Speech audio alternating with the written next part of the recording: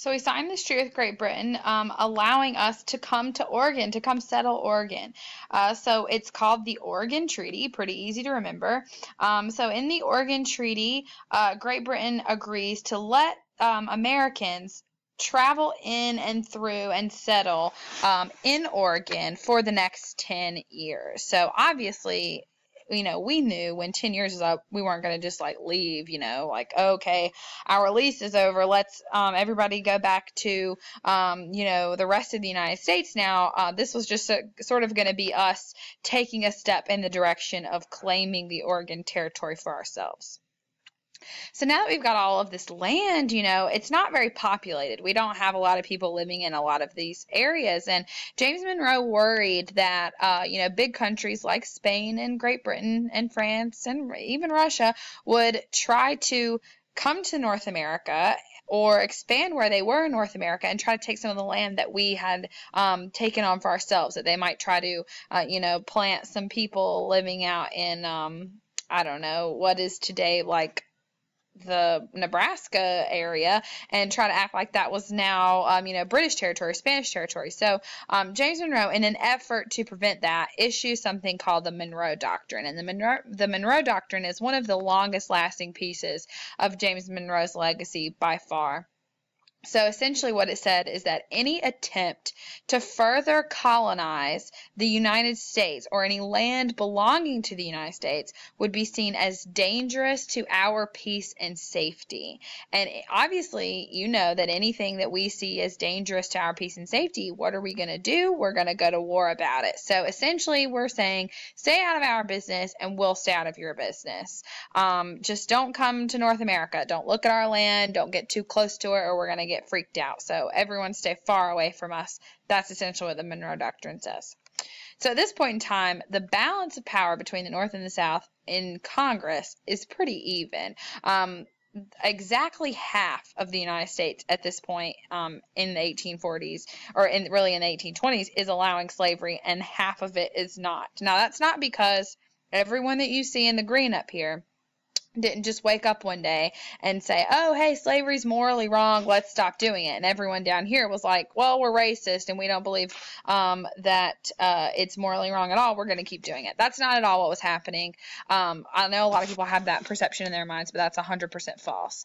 The people up north, it simply just got phased out for them. A lot of the North is going to be really involving industry, which you'll hear about in the next video, and industry is really dominating that, and slavery isn't required for that. In the South, slavery is the bedrock of agriculture, and agriculture is the entire economy in the South. So they're really reliant on slavery. So don't think that slavery is happening in the South because people in the South are racist and people in the North aren't.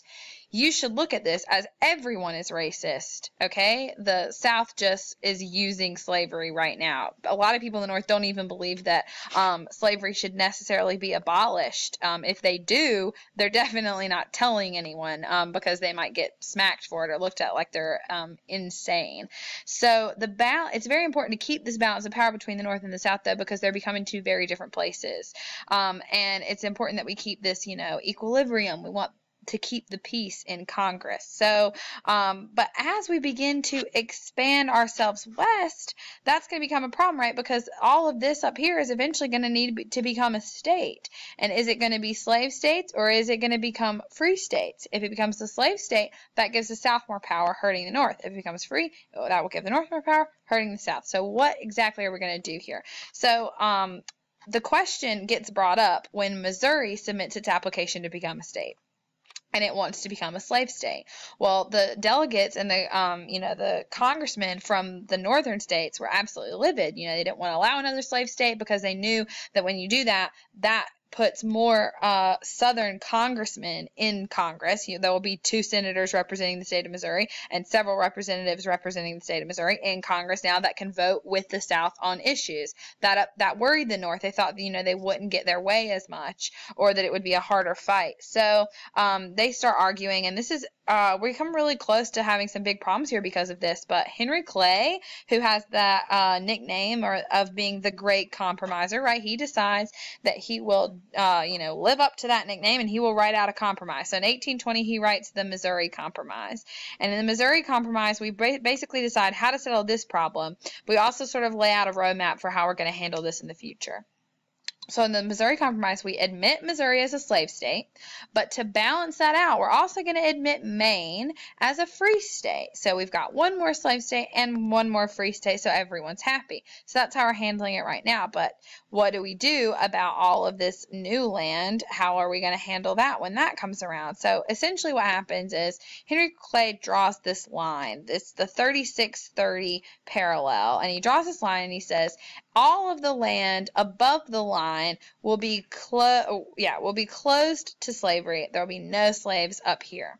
Everything below the line, sure, yes, slavery. So that means that all of this Arkansas territory and the Florida territory, because it's below the line, can have slavery when they become a state. But that means that all of this land up here, as well as the Michigan territory, will not have slavery when they become a state. Now, this is good for right now, but this really boxes in the South. Like obviously this land doesn't belong to them. This all belongs to Spain at this moment.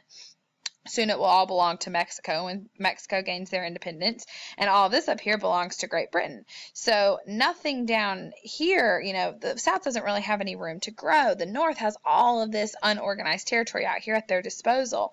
So the South and a lot of congressmen and political figures from the South are going to start looking to expand the United States westward. We're going to start coming after this land because that's really the only way that the South can continue to keep a balance of power for themselves in Congress.